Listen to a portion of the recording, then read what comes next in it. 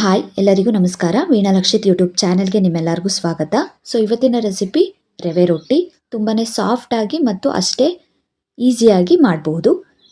ಬೇಕಾಗಿರೋ ಪದಾರ್ಥಗಳು ಮತ್ತು ಮಾಡೋ ವಿಧಾನನ ನೋಡೋಣ.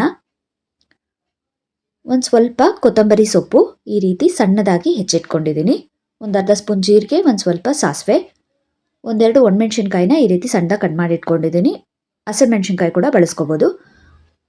ಕರಿಬೇವು ಸಣ್ಣದಾಗಿ ಹೆಚ್ಚಿಟ್ಕೊಂಡಿದ್ದೀನಿ. 1 ಸ್ಪೂನ್ ಕಡಲೆಬೇಳೆ, ಒಂದು ಸ್ವಲ್ಪ ಕ್ಯಾರೆಟ್ ತುರಿ, ಒಂದು 3 ಈರುಳ್ಳಿನ ಈ ರೀತಿ ಸಣ್ಣದಾಗಿ ಚಾಪ್ ಮಾಡಿ ಇಟ್ಕೊಂಡಿರೋದು, ಒಂದು 1/4 kg ರವೆ, ಎಣ್ಣೆ, ಉಪ್ಪು. ಇಷ್ಟು ಬೇಕಾಗಿರುವಂಥ ಪದಾರ್ಥಗಳು. ಒಂದು ಬಾಣಲಿಯಲ್ಲಿ ರವೆ ಹಾಕಿ ಒಂದು ಅರ್ಧ ಸ್ಪೂನಷ್ಟು ಎಣ್ಣೆ ಹಾಕಿ ರವೆನ ಹುರ್ಕೋಬೇಕು. ತುಂಬ ಉರಿಬಾರ್ದು, ಒಂದು ಸ್ವಲ್ಪ ಕಲರ್ ಚೇಂಜ್ ಆಗಿ ಘಮ ಬಂದರೆ ಸಾಕು. ಅದನ್ನು ಪಕ್ಕಕ್ಕೆ ತಿಟ್ಕೊಂಡು ಅದೇ ಬಾಣಲಿಗೆ ಒಂದು 3ರಿಂದ 4 ಸ್ಪೂನ್ ಎಣ್ಣೆ ಹಾಕಿ, ಎಣ್ಣೆ ಕಾದ್ಮೇಲೆ ಸಾಸಿವೆ ಜೀರಿಗೆ ಹಾಕ್ಕೊಂಡು ಸಿಡಿದ ಮೇಲೆ ಕಡಲೆಬೇಳೆ ಹಾಕಿ ಫ್ರೈ ಮಾಡ್ಕೊತಾ ಇದ್ದೀನಿ.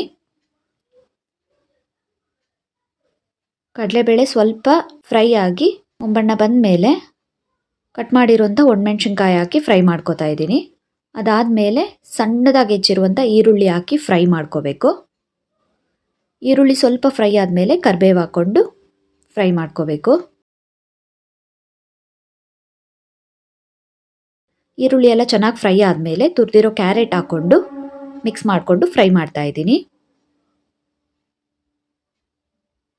ಕ್ಯಾರೆಟ್ ಸ್ವಲ್ಪ ಫ್ರೈ ಆದಮೇಲೆ ರುಚಿಗೆ ಬೇಕಾದಷ್ಟು ಉಪ್ಪು ಹಾಕ್ಕೊಂಡು ಚೆನ್ನಾಗಿ ಮಿಕ್ಸ್ ಮಾಡ್ಕೋಬೇಕು.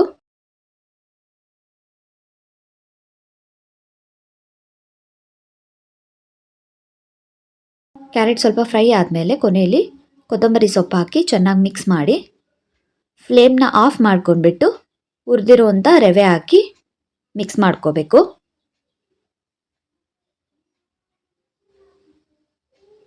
ಚೆನ್ನಾಗಿ ಮಿಕ್ಸ್ ಮಾಡಾದಮೇಲೆ ಪೂರ್ತಿ ತಣ್ಣೀರು, ಅಂದರೆ ಒಂದು ಚೂರು ಕೂಡ ಬೆಚ್ಚಗಿರೋ ನೀರಾಗಲಿ ಬಿಸಿ ನೀರಾಗಲಿ ಹಾಕ್ಬಾರ್ದು, ಉಪ್ಪಿಟ್ಟು ಥರ ಆಗಿಬಿಡುತ್ತೆ. ಪೂರ್ತಿ ತಣ್ಣಗಿರೋ ನೀರನ್ನು ಹಾಕಿ ಈ ಕನ್ಸಿಸ್ಟೆನ್ಸಿಯಲ್ಲಿ ಮಿಕ್ಸ್ ಮಾಡ್ಕೋಬೇಕು. ಮಿಕ್ಸ್ ಮಾಡಿಕೊಂಡು ಲಿಡ್ ಕ್ಲೋಸ್ ಮಾಡೋದು ಬೇಡ, ಹಾಗೆ ಒಂದು 5 ನಿಮಿಷ ಬಿಡಬೇಕು. ರವೆ ಎಲ್ಲ ಸ್ವಲ್ಪ ನೆನ್ಕೊಳ್ಳುತ್ತೆ.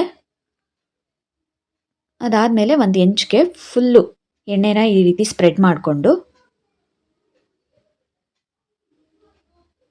ಸ್ವಲ್ಪ ಸ್ವಲ್ಪನೇ ಹಿಟ್ಟು ತಗೊಂಡು ಈ ರೀತಿ ಕೈಯಲ್ಲೇ ಸ್ಪ್ರೆಡ್ ಮಾಡ್ಕೋತಾ ಇದ್ದೀನಿ.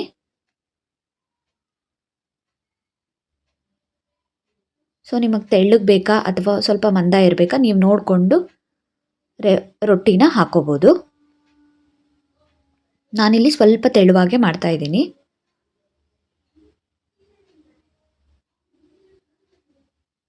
ನೀಟಾಗಿ ಈ ರೀತಿ ಸ್ಪ್ರೆಡ್ ಮಾಡಿಕೊಂಡು, ಆ್ಯಂಡ್ ರವೆ ತುಂಬ ಡೆಲಿಕೇಟ್ ಆಗಿರುತ್ತೆ, ತುಂಬ ಫೋರ್ಸಾಗಿ ಮಾಡೋಕ್ಕೋದ್ರೆ ಕಿತ್ತೋಗುತ್ತೆ. ಹಾಗಾಗಿ ಸ್ವಲ್ಪ ನಿಧಾನಕ್ಕೆ ಈ ರೀತಿ ಫುಲ್ಲು ಸ್ಪ್ರೆಡ್ ಮಾಡಿಕೊಂಡು ಆಚೆ ಕೈನ ನೀರಲ್ಲಿ ಈ ಥರ ಹೆಚ್ಕೊಂಡ್ಬಿಟ್ಟು ಆ ಥರ ಸ್ಪ್ರೆಡ್ ಮಾಡೋದ್ರಿಂದ ಈವನ್ ಆಗೋದು ಎಲ್ಲ ಕಡೆ ಸ್ಪ್ರೆಡ್ ಆಗುತ್ತೆ.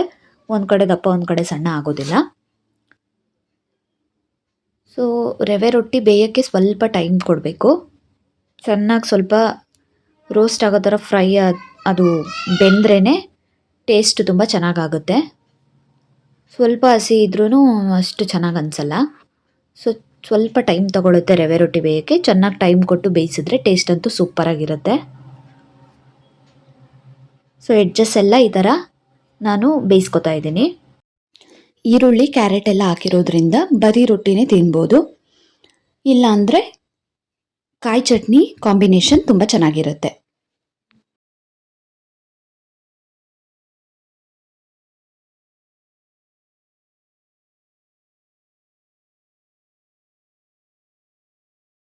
ಹಿಟ್ಟು ಅಂದರೆ ರವೆ ಎಲ್ಲ ಫ್ರೈ ಮಾಡೋವಾಗಲೇ ನಾವು ಒಂದು ಸ್ವಲ್ಪ ಎಣ್ಣೆ ಬಳಸಿರೋದ್ರಿಂದ ಇಲ್ಲಿ ಮತ್ತೆ ಎಣ್ಣೆ ಹಾಕೋ ಅವಶ್ಯಕತೆ ಇರೋದಿಲ್ಲ. ಈ ಥರ ಫಸ್ಟ್ ಸ್ಟಾರ್ಟಿಂಗಲ್ಲಿ ಒಂದು ಸ್ವಲ್ಪ ಎಣ್ಣೆ ಹಾಕ್ಕೊಂಡ್ರೆ ಸಾಕಾಗುತ್ತೆ, ಮತ್ತೆ ಎಣ್ಣೆ ಹಾಕೋ ಅವಶ್ಯಕತೆ ಇಲ್ಲ. ಈ ರೀತಿ ನಿಧಾನಕ್ಕೆ ಸ್ಪ್ರೆಡ್ ಮಾಡಿಕೊಂಡ್ರೆ ಆರಾಮ್ಸೆ ಮಾಡ್ಬೋದು. ಈ ರೀತಿ ಚೆನ್ನಾಗಿ ಸುಟ್ಕೊಂಡ್ರೆ ರೊಟ್ಟಿನ ಆಯಿತು, ರವೆ ರೊಟ್ಟಿ ರೆಡಿ ಆಗುತ್ತೆ. ಖಂಡಿತ ತುಂಬಾ ಸುಲಭವಾಗಿ ಮಾಡ್ಬೋದು. ಟ್ರೈ ಮಾಡಿ. ರೆಸಿಪಿ ಹೇಗಿತ್ತು ಅನ್ನೋದನ್ನು ಕಮೆಂಟ್ ಮಾಡಿ ತಿಳಿಸಿ. ವಿಡಿಯೋ ಇಷ್ಟ ಆದರೆ ಒಂದು ಲೈಕ್ ಮಾಡಿ. ವೀಣಾ ಲಕ್ಷಿತ್ ಯೂಟ್ಯೂಬ್ ಚಾನಲ್ನ ಸಬ್ಸ್ಕ್ರೈಬ್ ಮಾಡ್ಕೊಳ್ಳಿ. Thank you.